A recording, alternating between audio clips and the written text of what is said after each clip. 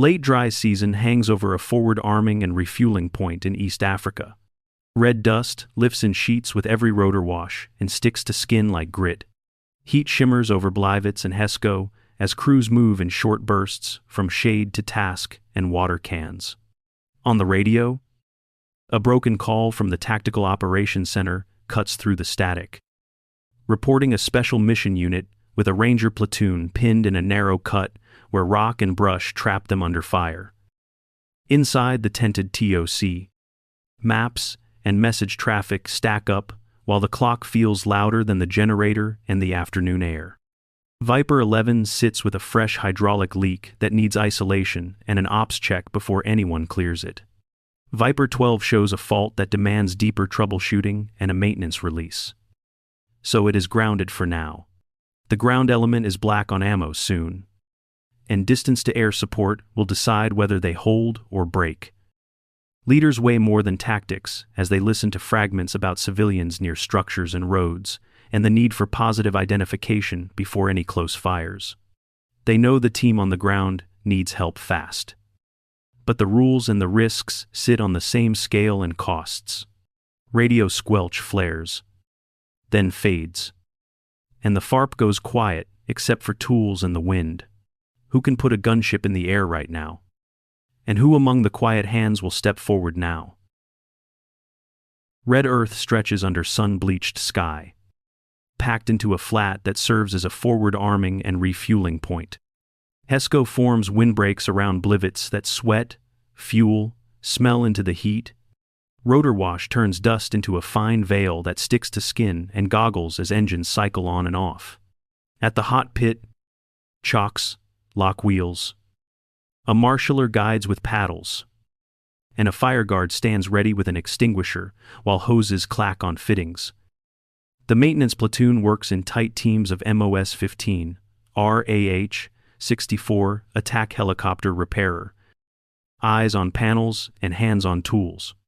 Nearby, the armament team stages belts for the M230, rockets for Hydra 70 or APKWS, and rails for AGM 114R. Checking pins and safeties twice. FARP ops track fuel, flow, and safety arcs, while a field ATC net keeps traffic orderly and the Tactical Operations Center pushes updated tasking across the radio. Hot refuel and rapid turnarounds keep the tempo high. But every step is deliberate to keep people clear of intakes and exhaust.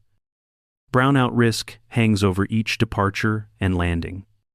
So, procedures rule the day and nobody freelances. The Apache flies with 2 crew by design. A pilot in command in the back seat and a co-pilot gunner in the front, who runs TEDAC with TADS PNVS for the picture. This is not a crew chief aircraft. And the language stays precise on the net.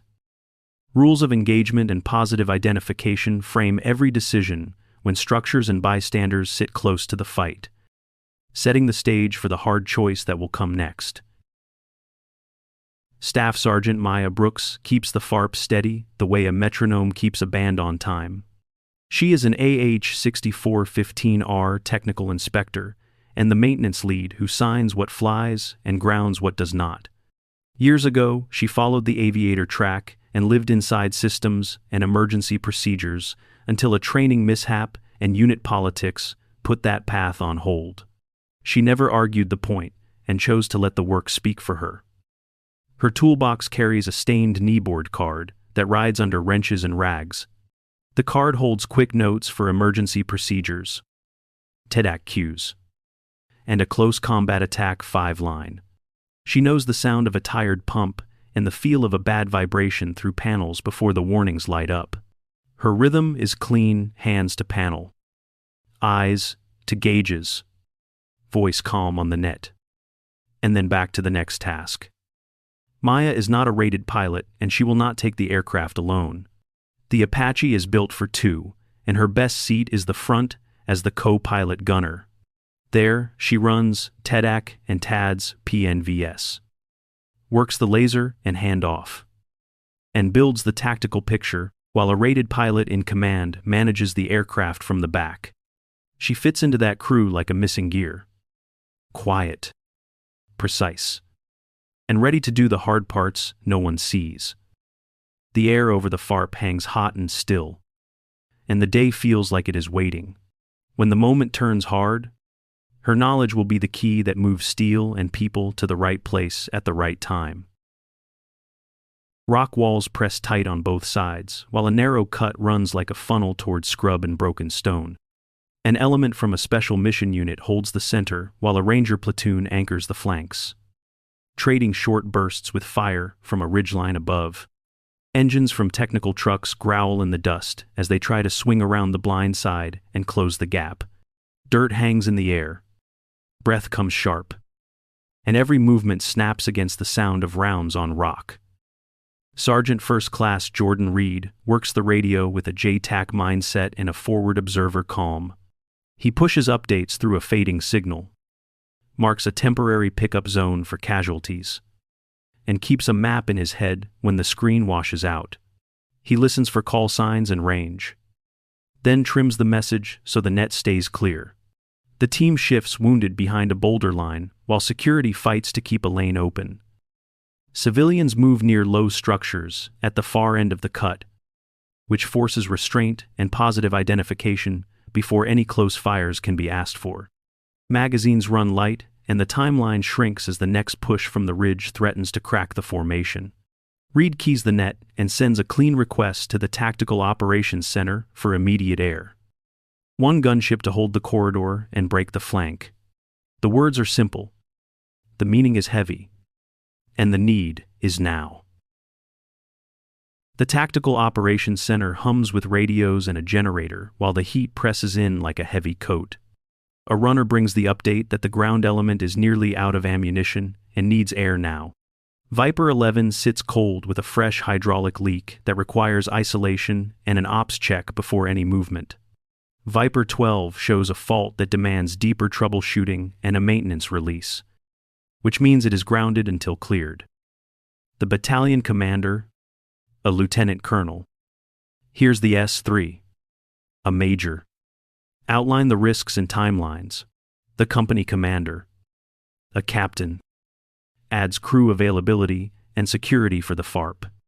The room weighs distance to target, playtime, and danger to civilians near structures that force positive identification.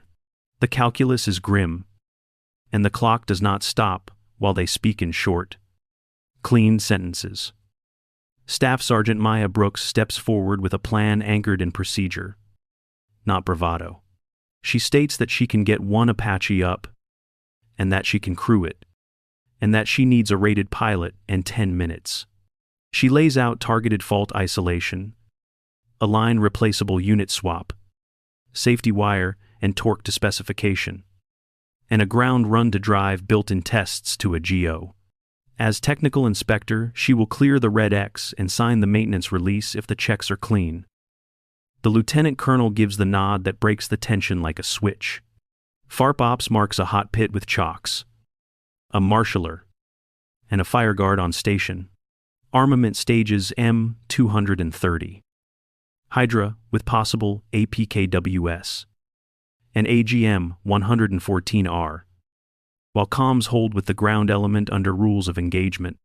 The room moves from worry to focus as the maintenance team runs to the aircraft, and the countdown finally favors the friendlies. Red dust curls around boots and tool carts as the 15R team moves with steady pace toward the silent AH-64. Maya Brooks leads with a technical manual open in her head, calling out fault isolation, steps in clipped. Calm phrases that everyone understands. Panels come off in sequence. Connectors are tagged and checked.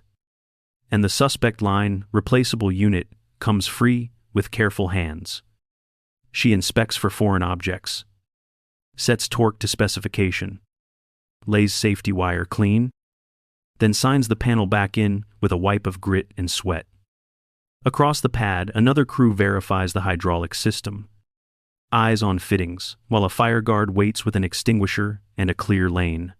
The hot pit perimeter is marked with chocks, and a marshaller keeps bodies and hoses where they belong, far from intakes and exhaust. Engines light for a ground run, and the cockpit comes alive, while built-in test pages begin to scroll. Maya watches engine and electrical numbers settle, then nods when the last caution clears to a solid GO. As technical inspector, she strikes the red X and signs the maintenance release, then hands the packet to operations without breaking stride. Armament stages the load that fits the mission. M230 mm linked and checked. Hydra 70 with APKWS for point targets. An AGM 114R Hellfire on rails with safeties confirmed. Fuel team rigs the hose for hot refuel. Marshaller on station. Fire guard locked in place. And the radio throws short updates that keep everyone aligned. The clock still runs, but the hands in the dust run smoother, and the aircraft rolls toward its crew with the kind of confidence that only procedures can buy. Chief Warrant Officer 3 Daniel Miller sprints across the red pad with his helmet in hand. He is an instructor pilot, and he is assigned as pilot in command in the back seat. Crew chiefs wave him through the hot pit while a marshaller sets the lane. He climbs the ladder, straps in, and begins a calm flow that quiets the noise around him. Staff Sergeant Maya Brooks settles into the front as co-pilot gunner and pulls the TEDAC grips into her hands. Their cockpit brief is short and exact. Miller holds aircraft control, navigation, and weapons release authority, and he owns flight safety. Maya runs TEDAC and TADS PNVS, manages the laser and sensor handoff, builds the tactical picture, and keeps the weapons page ready. They set the rules in plain words that leave no gaps. Readbacks must be clean. Rules of engagement apply at every step, and positive identification is required before any close fires. Danger close references are 75 meters for the M230 30mm and about 150 meters for the AGM 114 Romeo Hellfire, adjusted by terrain and by the direction from the ground controller. Miller reviews fuel, power margin, and departure headings, while Maya calls winds and obstacles for a brownout lift. They align radio presets and set the plan to check in with the ground element using a close combat attack 5 line. He confirms he has the aircraft. She confirms she has the sensors. They agree on callouts for drift, torque, and attitude through the dust, and on the handover cues they will use when the fight begins. The rotors bite the air. The marshaller clears the nose, and the mission finally has a crew. Chocks bite into the tires, and a marshaller carves clear paths with steady arms, while a fire guard stands ready with an extinguisher. Safety arcs are checked, and the hot pit is quiet, except for engines spooling and radios clicking. Checklists are complete, and the cabin feels tight with focus. The pad is red dust and heat, and everyone knows the plan. The pilot in command in the back seat lifts into a hover and trusts instruments through the brown cloud. He guards power margin, watches attitude references, and holds a stable climb while the dust tries to swallow the horizon. In the front seat, the co-pilot gunner calls drift, obstacles, and winds, and confirms engine instruments are steady. The aircraft breaks the veil and the sky opens to clean air. They settle into a low transit profile that uses terrain masking and a nap of the earth rhythm over scrub and rock. Radio stays short and clear, with position checks and fuel updates kept to what matters. The crew plans to push to the tactical frequency near the objective and prepare a close combat attack 5 line with the ground controller. They will declare playtime and ordnance. M230 30mm, Hydra 70 or APKWS, and AGM 114 Romeo Hellfire. Inside the cockpit, roles stay crisp before the fight begins. He has the aircraft and she has the sensors, with readbacks that leave no doubt. Any handover will be called, confirmed, and then executed without drift. The noise is loud. The air is hot. And the work is calm. Viper 11 checks in overhead as one Apache on station with fuel and time to work. The crew gives playtime, fuel state, and a clear list of ordnance that includes M230 30mm, Hydra 70 or APKWS, and AGM-114 Romeo Hellfire. Nets are busy. But the voice of Sergeant First Class Jordan Reed cuts clean as he works as a joint terminal attack controller. He sets the frame for close combat attack and keeps the traffic tight and useful.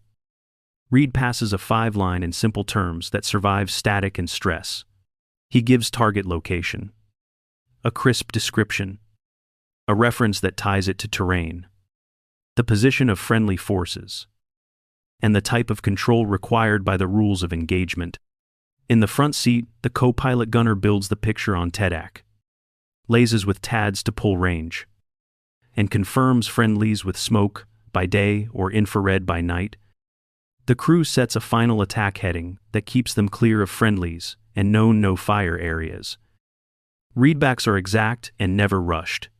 The crew restates target, friendlies, and attack heading, then confirms danger close references of about 75 meters for 30mm and about 150 meters for Hellfire. They brief a no-fire plan if positive identification is not clean or if civilians move into the fight. Brevity stays short with cleared single, abort, and continue ready to cut through any burst of interference.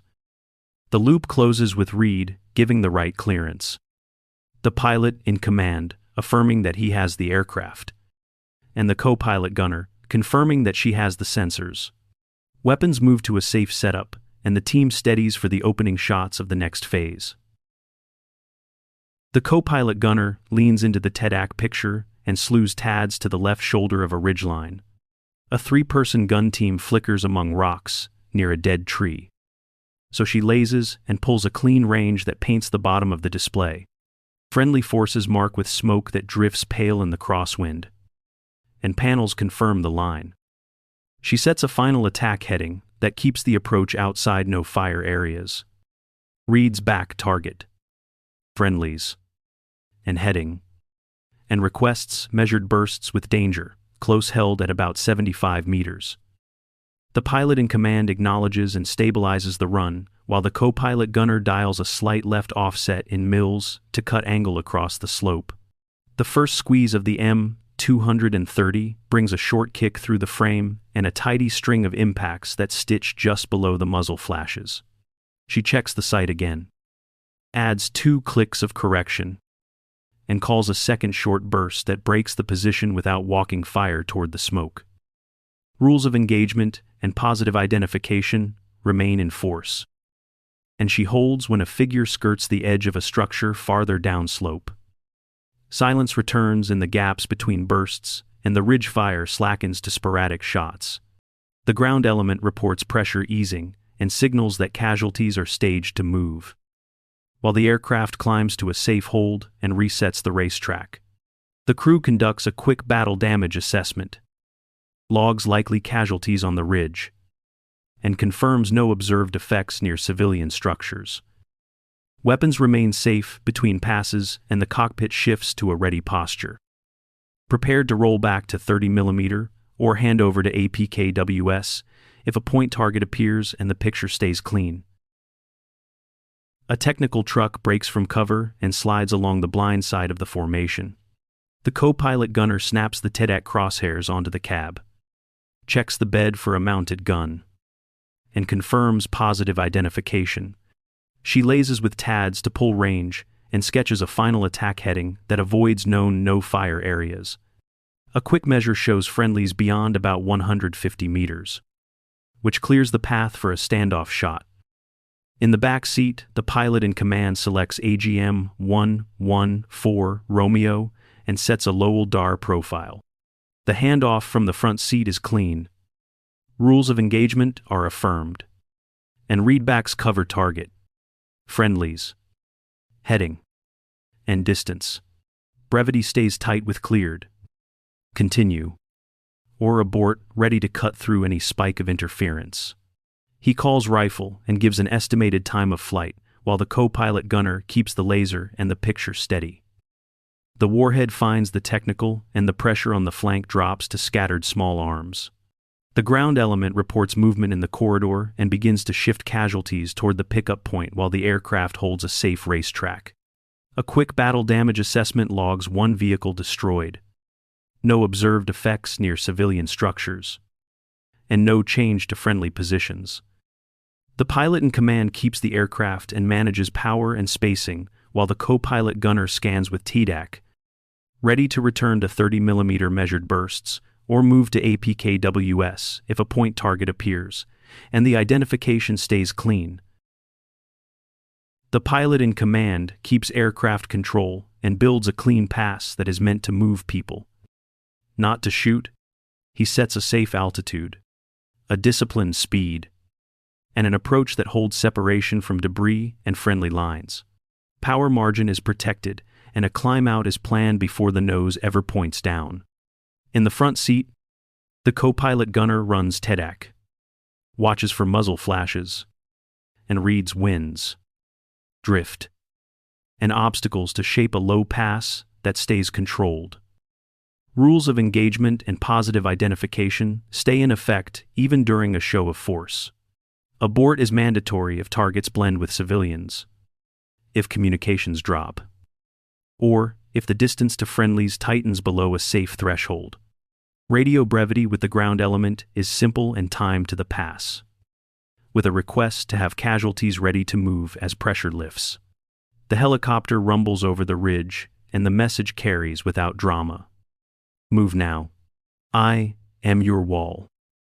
Risk is managed on the gauges and in the hands. Bank angle is limited. Load limits are respected, and the nose is never held low longer than needed. The pass ends with a smooth climb to the pre-planned escape and a check of spacing from structures and friendlies. No weapons leave the rails unless the picture turns clean and a point target appears, in which case 30mm or APKWS can be brought up with control. Enemy fire scatters. A narrow corridor opens, and the crew slides back into a cover orbit, ready to hold the lane.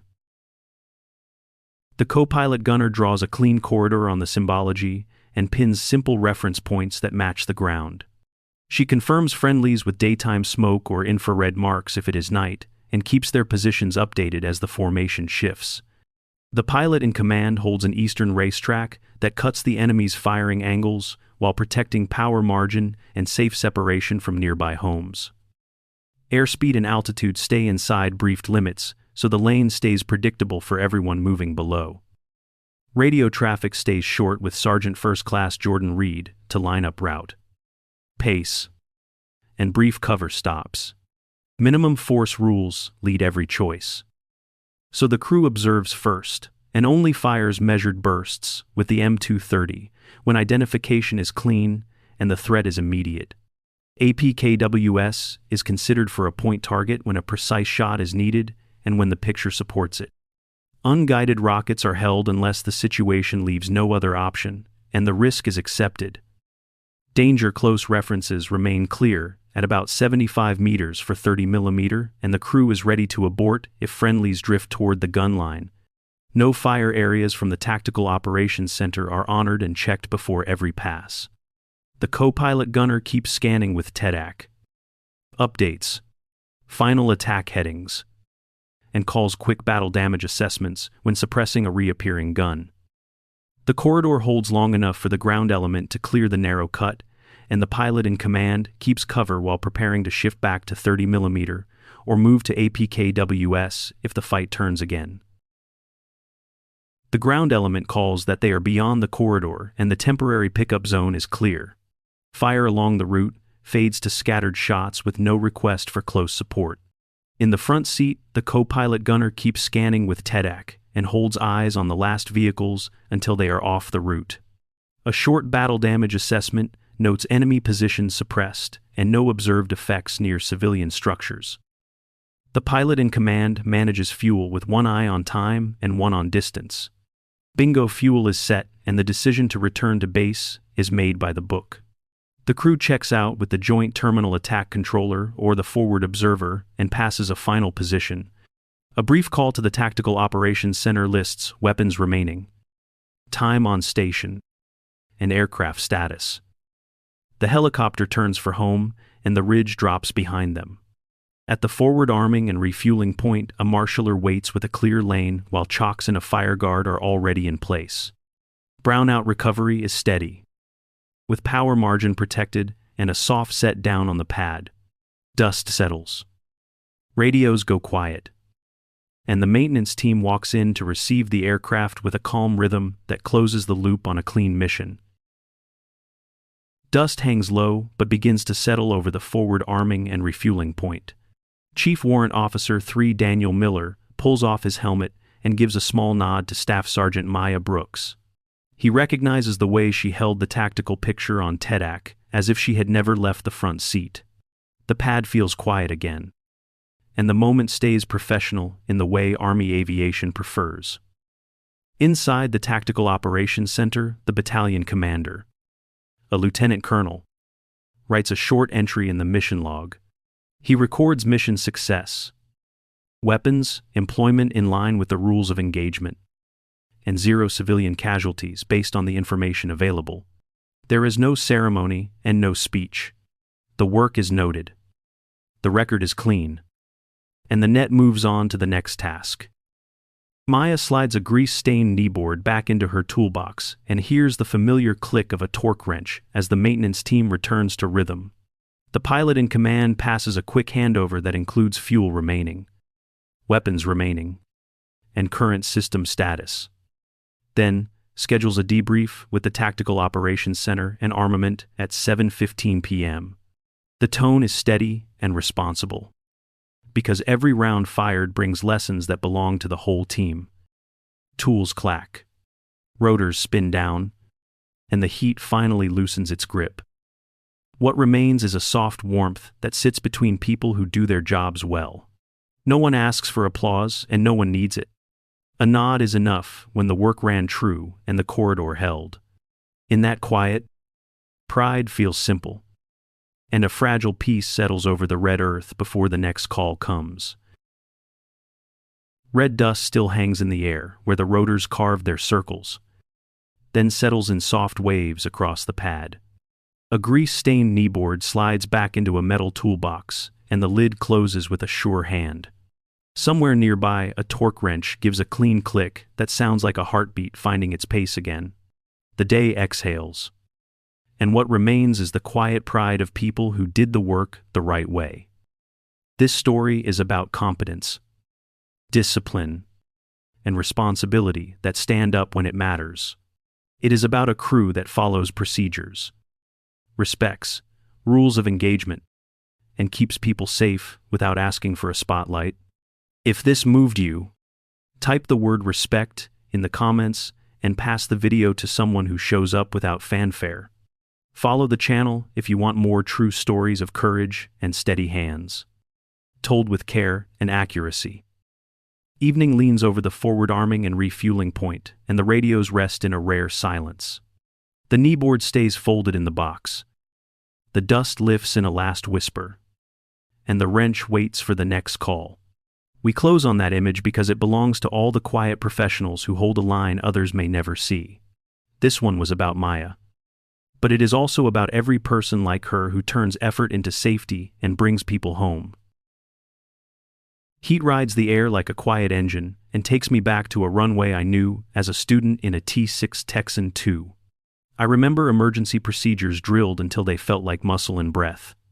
A sharp radio tone always made my shoulders jump. Then the checklist pulled me back to calm. The smell of fuel and dust is the same here, and the habit of order still steadies my hands. The kneeboard lives in the toolbox, stained and folded. A small promise I keep to myself. Before lift, I take one slow breath and set the outside noise aside, so only discipline and duty remain. Tonight I am not a rated pilot, and I will not take the aircraft alone. I can sit in the front seat as the co-pilot gunner. Run TEDAC and build the sensor picture, while a pilot in command in the back seat keeps the aircraft safe and true.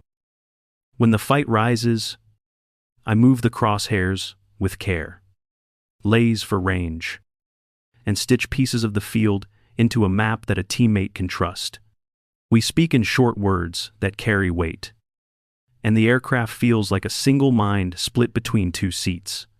Later, when the pad goes quiet, a torque wrench clicks and the sound lands like a heartbeat returning to normal. Sometimes, courage is not about taking the lead. It is about standing in the right place so others can pass through unharmed. Set the first line at the decision point in the Tactical Operations Center as checklists and maintenance steps begin. Let the room exhale for one beat. Then drop the line, "Get me a rated pilot," and 10 minutes over the soft bed of rotor idle and paper maps. Keep ranks and roles correct, and let the nod from the lieutenant colonel be the cue that sets the crew in motion. Cut to boots moving and carts rolling so the words feel like action, not a speech. Place the second line at the peak of the show of force when the corridor opens and fire shifts away from the friendlies. Hold a half-second of silence.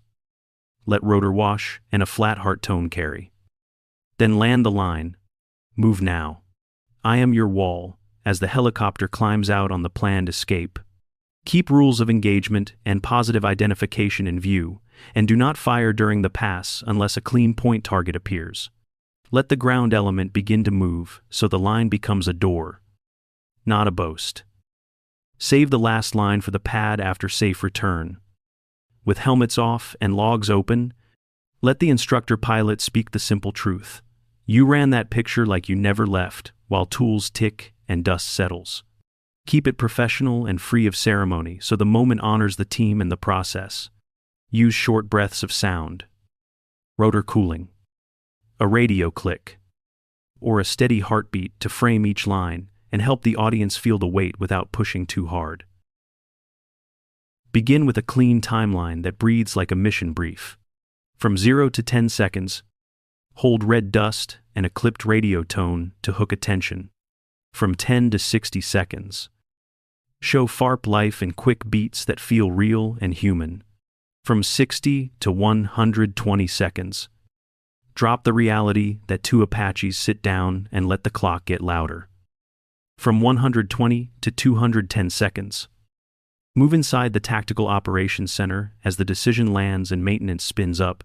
From 210 to 300 seconds, lock into the cockpit brief and close with calm focus. From 300 to 480 seconds, ride the brownout, lift, and low transit with spare radio calls. From 480 to 720 seconds, build the first engagements with measured clarity. Then, from 720 to 840 seconds, run the show of force, beat as a hinge. From 840 to 960 seconds, hold the corridor open and keep force to the minimum needed. Land the denouement through 1,140 seconds with a steady return. Clean handovers and a soft pad set. Use micro hooks before each shift. One tight line or a TEDAC cutaway, or the swell and fade of rotor noise to pin the gaze. Keep on-screen text minimal and TTS friendly. Define danger close, playtime, and TEDAC in a single plain sentence. Cut to the breath of the people on screen. Alternate tactile close-ups with wide frames to create a living rhythm while staying precise with symbology and procedures. Avoid heavy, slow motion and jumpy edits that break continuity. Let the story carry the viewer with clean pacing, simple language, and a through line that never loses the thread. The lesson from this forward arming and refueling point is simple and strong. Skill, discipline, and quiet responsibility build the wall that others use to pass through danger. Value in a uniform is measured by doing the right thing at the right time, not by a title or a rumor. The dust, the heat, and the checklist only matter because people chose to meet the moment with calm hands. Staff Sergeant Maya Brooks shows what that looks like in real life. As a 15R technical inspector and as a co-pilot gunner, she put safety and duty first, ran TEDAC with care, and helped shape a clean picture under positive identification and rules of engagement. Chief Warrant Officer 3 Daniel Miller carried the aircraft as pilot in command and made decisions that kept everyone safe. Together, they brought order to a hard day without asking for credit. If this story resonates, leave the word respect in the comments for the teams that keep missions flowing. Think of the 15R maintainers, the armament crews, the FARP operations staff, and the air crews who carry the load. Share this video with someone you believe quietly does the right thing, in uniform or out, because that is how a community holds together. Let the final image be dust settling, a kneeboard put away, and a quiet promise that the strength of any team is the trust and discipline of each person.